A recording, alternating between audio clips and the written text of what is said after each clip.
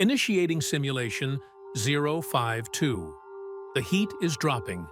T-minus 0. Your body loses the ability to generate its own heat. You are now cold-blooded, and waking up on a winter morning just became impossible. Without external heat, your muscles lock up. Your brain slows down. To function, you need to bask. Every bedroom, office, and car is retrofitted with heavy infrared heat lamps. Our daily routines completely change. Instead of coffee breaks, workers take basking breaks.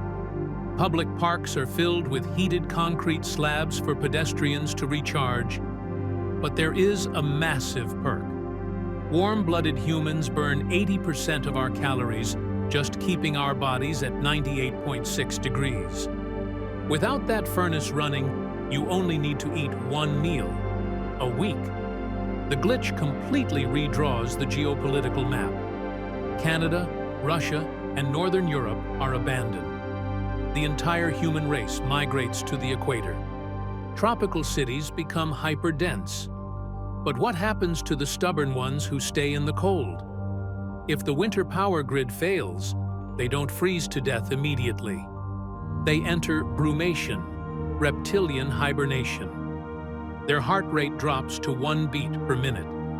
They enter a living coma, stacked in municipal shelters, waiting for the spring thaw to wake them up.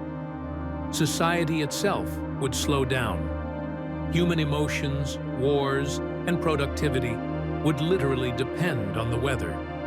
A cloudy day means a peaceful, sluggish world. Simulation. Result: we are prisoners of the temperature. Simulation concluding.